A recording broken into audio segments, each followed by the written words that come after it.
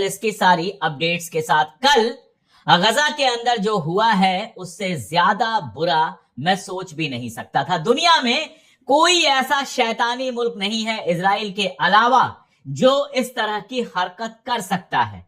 ऐसे ही घर टूटे हुए हैं, लोग टेंट्स में रह रहे हैं। एक टेंट में अनस अल शरीफ, ये अल जजीरा के जर्नलिस्ट थे। इस समय गजा में जितने जिंदा जर्नलिस्ट थे उनमें सबसे ज्यादा मकबूल थे, सबसे ज्यादा मेहनती थे। इनकी वजह से गजा की खबरें लगातार दुनिया भर के चैनल्स पर जाती थी। अनस अल शरीफ अपने 3-4 दोस्तों के साथ, जो प्रेस से जुड़े हुए सारे मीडिया के लोग थे, एक कैंप में थे और उस कैंप को निशाना बनाकर बम फेंका गया, उसको निशाना बनाकर मिसाइल फेंकी गई और इन सारे लोगों को हलाक कर दिया गया, शहीद कर दिया गया।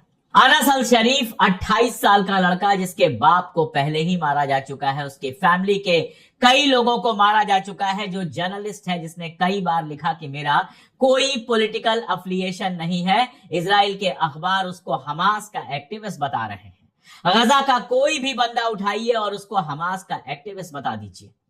अनस अल शरीफ को निशाना लगा के मारा गया, जो सीधे सीधे जेनोसाइड है, जो सीधे सीधे वार क्राइम है, जंगी अपराध है, युद्ध अपराध है। इजराइल इस शैतानी हरकत के लिए आज नहीं तो कल कीमत जरूर अदा करेगा। एक सिंपल सा आदमी जो अपने बच्चे से महीनों से नहीं मिल पाया था, एक वीडियो वायरल है मार्च की, जब वो अपनी बेटी के साथ बात कर रहा है। ये इसको हमास का आतंकवादी कह रहे हैं। हमारे यहां भी आज सुबह मैंने ट्विटर पर लिखा तो कई लोग आके लिख गए हमास का आतंकवादी। इन गधों को, इन मूर्खों को यह नहीं पता है कि 2023 में एक बम विस्फोट में बहुत बुरी तरह से घायल हुए थे अनस, जिसके बाद उनकी एक आंख की रोशनी लगभग चली गई थी, एक कान से बड़ी मुश्किल से सुनाई देता था, तमाम तरह की परेशानियां थी। और इजराइल ने अपने एक इन्वेस्टिगेशन में पाया था कि वो आर्मी का कोई काम कर ही नहीं सकते हैं। जो आदमी बंदूक नहीं उठा सकता, जो आर्मी का कोई काम कर नहीं सकता, जो सेना में भर्ती होने के काबिल है ही नहीं, वो आतंकवादी कैसे हो सकता है। इजराइल का सारा डर बस ये है कि अनस जैसे लोग उसकी सारी हकीकत दुनिया के सामने लाकर रख दे रहे हैं। गजा सिटी पर कब्जे का जो उसका प्लान है, उसको लेकर नेतन्याहू बहुत बुरी तरह से फंसा हुआ है।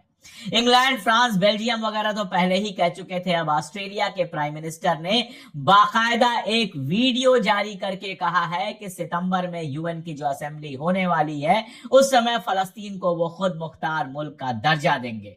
और ऑस्ट्रेलिया के ये दर्जा देने का मतलब है कि अगला नंबर होगा न्यूजीलैंड का।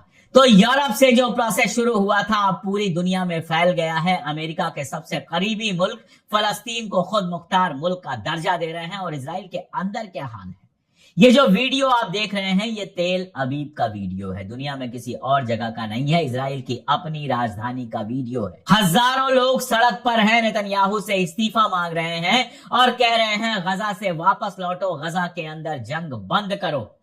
जो होस्टेजेस की फैमिली है वो इसमें शामिल है और अगले हफ्ते कंप्लीट हड़ताल की बात की गई है, आम हड़ताल की बात की गई है। इजराइल को बंद रखा जाएगा और सैनिकों से अपील की जा रही है कि जंग में जाने से मना कर दें।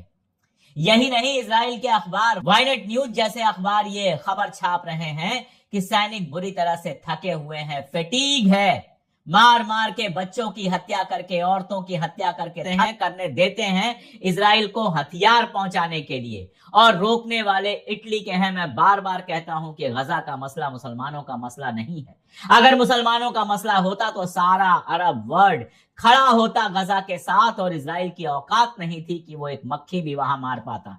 लेकिन आधे से ज्यादा अरब मुल्क इजराइल के साथ मिले हुए हैं और जो बचे खुचे हैं वो सिर्फ जबानी जमा खर्च करते हैं, इसके आगे नहीं बढ़ते हैं। उससे तो बहुत बेहतर जापान के लोग हैं। देखिए ये वीडियो, आप देखिए, जापान में लाखों लोग सड़क पर हैं। ऑस्ट्रेलिया का वीडियो आपने देखा था, सिडनी का।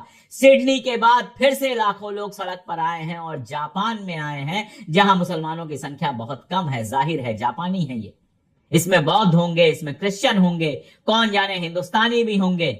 ये लोग गजा के समर्थन में सड़क पे आए हैं। मैंने आपको वीके त्रिपाठी साहब के बारे में बताया था, जो सड़कों पर घूमकर पर्चा बांट रहे हैं, 15 अगस्त को भूखे रहने की बात कर रहे हैं गजा के लोगों के साथ। और सऊदी अरबिया के एक शेख का जहाज जो है वो हथियार पहुंचा रहा है इजराइल में। आप खुद सोचिएगा कि जो बात मैं पिछले 2 साल से कह रहा हूं कि गजा सिर्फ मुसलमानों का मामला नहीं है, गजा हक का मामला है, गजा इंसानियत का मामला है, वो सही है या फिर गलत है। ऑस्ट्रेलिया के अंदर जिस तरह का जुलूस सिडनी में निकला था, उसके बाद एक सर्वे होता है और उस सर्वे में पाया जाता है कि 45% से ज्यादा ऑस्ट्रेलियन ये कह रहे हैं कि हम गजा के लोगों के साथ हैं, इजराइल के साथ नहीं है।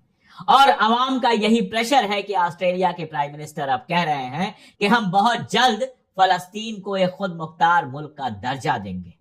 इंग्लैंड के अंदर कल फिर एक जुलूस निकला और बड़ा जुलूस निकला। इतना बड़ा जुलूस निकला कि 5,500 लोगों को तकरीबन गिरफ्तार किया गया। और आप आश्चर्य करेंगे कि इसमें से 50% लोग 60 साल से ज्यादा उम्र के थे।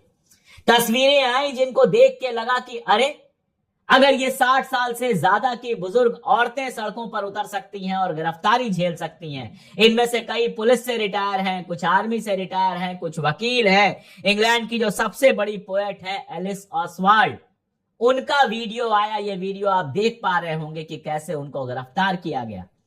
और जो मैं कह रहा था कि अगर 60 साल से ज्यादा उम्र की ये औरतें गिरफ्तारी से डरे बिना गजा के समर्थन में आती हैं और ये मुसलमान नहीं है, इस शहादत के सामने सर झुकाता हूं और ये वादा करता हूं कि जब तक आवाज है, जब तक सीने में सांस है, जब तक हिम्मत है, लगातार हक की आवाज उठाता रहूंगा और ये ख्वाब देखता रहूंगा कि फलस्तीन एक दिन आजाद होगा और आजाद फलस्तीन में हम घूमने जाएंगे।